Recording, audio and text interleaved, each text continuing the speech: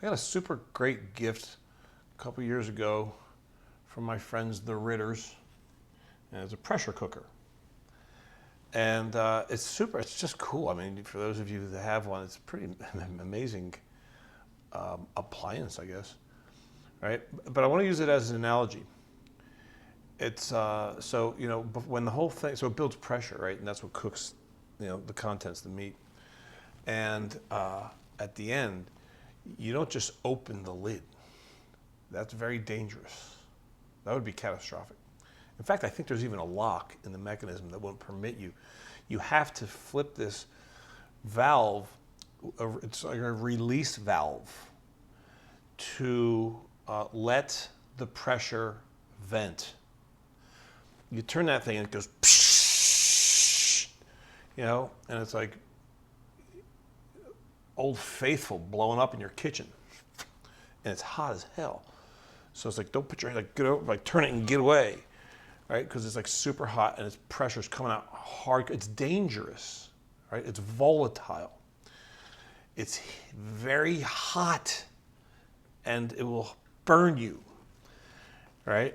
So venting, so you would never want to open that lid and open, because then you burn your face off like that. So that pressure builds up, and it's effective for cooking, but it's dangerous as hell for your face and your hands and all of you. So I'm using it as an analogy because I hear every once in a while from people that, because I always talk in my workshops and my blogs and stuff about eliminating complaining. And every once in a while, somebody will send a message, or I'll hear them talking like, I'm not going to stop complaining. What do you do? I just push it aside and use happy thoughts. I'm like, well, you're clearly not getting the point of mental toughness. It ain't about happy thoughts. It's about choosing your thoughts. It's about having thoughts that serve you. It's about upgrading through serious practice, upgrading, reprogramming the way that you use your mind so that you interpret all of reality in ways that serve you. Right, so that you don't have a problem with what is. You can work with everything. You work with what is, right? Like a Tai Chi Chuan master, or like Bruce Lee used to say, be like water, flow. So venting. So this thing, I still complain. I like it because venting makes me feel good. All right, I get that. It makes sense. When I was working exclusively with athletes, and I was working primarily with competitive golfers, and this is back in the day when Tiger was #1 in the world and still had his temper, which I don't think he has. I don't see it at all, but you used to always see it. Tiger Woods would just get pissed off when things didn't go his way, or he had a squirrely shot. Man, he'd blow up like Vesuvius, and he wasn't trying to hide it whatsoever, cursing, throwing his clubs and whatnot. And it was an interesting conversation because he's still best in the world, right? But he still has this temper.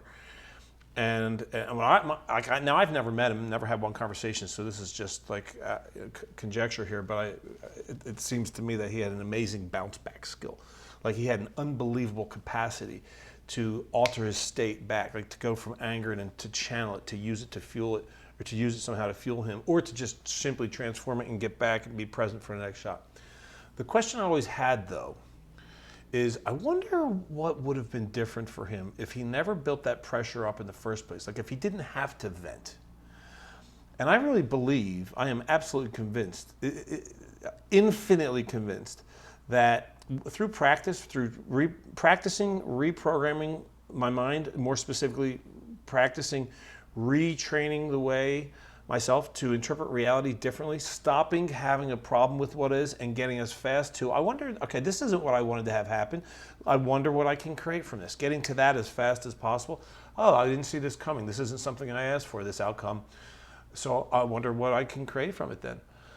Getting to that as soon as possible. So there's nothing to vent in the first place. That's the question that I want to leave with you today. It's what if venting wasn't necessary, right? I don't need to vent if I didn't build up the pressure in the first place. What's the pressure here? What is the pressure representing? The pressure is the internal angst. When I studied in India at the Oneness University, I asked one of my teachers one evening, we were just hanging out talking about the lessons from the day, and I asked her, what's your definition of enlightenment? And she smiled And she looked up at the ceiling, and she probably just sat like this for like 30 seconds, just reflecting, like my question was even like a present for her. She's like,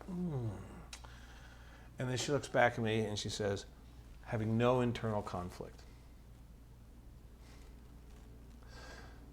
That was like 10 years ago. That has stuck with me. That was like, that moment was like, wow, that is perfect. Having no pressure inside. It was Krishnamurti. Jiddu Krishnamurti, who was quoted as saying, you know, because he's like always so cool with reality and never seemed to have any like problems or like was never upset or bent. He definitely never needed to vent. So like when asked why, he said, well, my secret is simply that I just don't have a problem with what happens. So let's just leave that question open. Let's experiment with that. Like, what if I could like do one better than venting? Like if the pressure's there, vent it, get it out so it doesn't blow up, because the pressure's going to build, get it out.